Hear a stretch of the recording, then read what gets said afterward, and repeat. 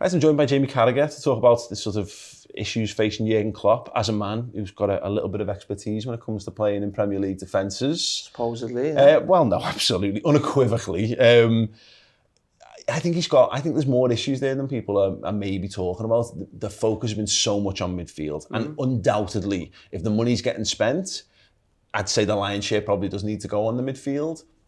But where do you think that defence is at? The formation's changed. It feels to me like they've kind of made it work in the back end of the season, but I'm not sure that the old school back four of Robertson, Van Dijk, whoever's fit, and Trent is maybe the answer if they're sticking with this moving forward. No, I mean, I look at the defence and I think Joel Matip now, I think he's got a year to go. I think if you got, 10 million or whatever that price may be, I think it'd probably be right to move on. I do think we need a left-sided defender, like a left-footed centre-back. I think a lot of teams have them, we don't.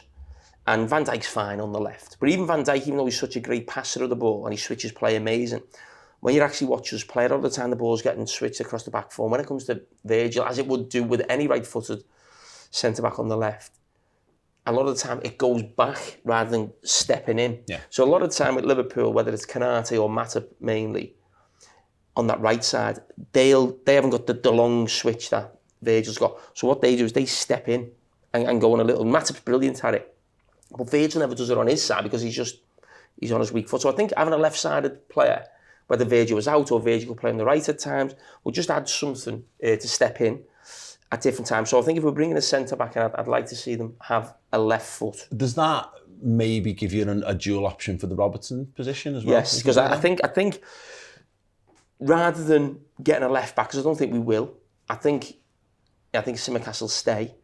But I think in terms of that sort of left-back, left-sided centre-back now, if that's going to be the role, if we continue with this formation, it almost becomes a back three when you've got the ball. If you're buying someone in that area, you're almost that's basically what City have got in Nathan Ake. Or basically someone a little bit similar to me on the other side in terms of a centre-back who could do the full-back one. So you'd be looking for a full-back who can do centre-back rather than a full-back who's almost like a winger. Yeah. You know, there's always like that's what basic full-backs are. You have one who's either a centre-back who becomes a full-back or a winger goes back and becomes a full-back because, as we know, no one grows up and we know that one, don't we? Nobody wants to do it. Yeah. So I definitely think a left-sided centre-back who could almost do that left-back job, I think. And I still do look at right-back. It looks like the almost impossible ask at the minute because I don't think any of us truly understand 100% what the plan is. I think we can see the broad shape of it and we can look at what City have done and we can look at what Arsenal have done. And Trent being so good, is there a little concern there where if he becomes the system, what do you do if then he's not in the team? 100%, yeah. I think it'd be really interesting to see if Liverpool continue with that. They've had great success with it. I still go back to the fact that I don't think this is about getting Trent in midfield. I think it's about Liverpool being better to cope with turnovers. So you always had that five behind the ball because a lot of the time this season, Fabinho's been left on his own in midfield. I highlighted that on Monday Night Football earlier in the season. I think it was Brighton, very early in the season, where teams were just winning the ball and going, whoa. And if we're being totally honest, this happened at Southampton in the last game of the season. So I asked Jurgen Klopp that before the Leeds game, actually, on Monday Night Football, and he said yes, but also to obviously get Trent in there, of course that's a big part of it. But I actually think if we strengthen in midfield, will Jurgen think we're not as easy to sort of play through? So do we almost revert back to what we were? So I'm really interested and intrigued to see that. Because it looks like we're going to buy 2 or 3 midfield players. They have to find a way of getting them in the team if you want to buy them. And could Trent then just fall back into his natural position? If we continue where we're going with the system, it does feel like it's not just about Trent, it's also about Konate. How many people or centre-backs can almost do that dual role of sort of centre-back and getting out to full-back? And you need pace to do that. He's got that. Joe Gomez, in some ways, you'd actually think he'd be perfect for it.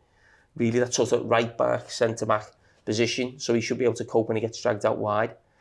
But yeah, a lot rests on one player then. And if he was ever out for a period of time where you wanted to rest him, who does that. Now, Man City do it with different players.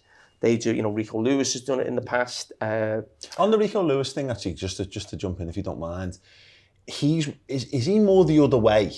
More midfielder who goes to full back, and in that regard, because one thing I've been thinking about is whether that's something Stefan Bajcetic might be able to do in as an understudy almost a sense, think? No, I don't think. I mean, he's done brilliant that kid. I just don't think he'd have the physicality or the pace to cope if he ever went into a full back position, if I'm being honest. But that is a worry. Hey guys, hope you enjoyed that clip from Paul's exclusive interview with Jamie Carragher. If you want to watch that entire interview or indeed listen to it as a podcast, simply head on over to redmenplus.com, sign up today, and yet you'll get the full interview in your eyes or in your ears. Hey, so the first episode of our 3-part Bobby Firmino documentary series, Bobby Firmino, Best in the World, is coming out this Friday, the 23rd of June. If you want to get immediate access to episode 2, as well as the full interviews for all of the incredible contributors, including Jordan Henderson, Adam Lallana, Ian Rush, and more, sign up today on redmenplus.com and fill your life with Bobby Firmino happiness this summer.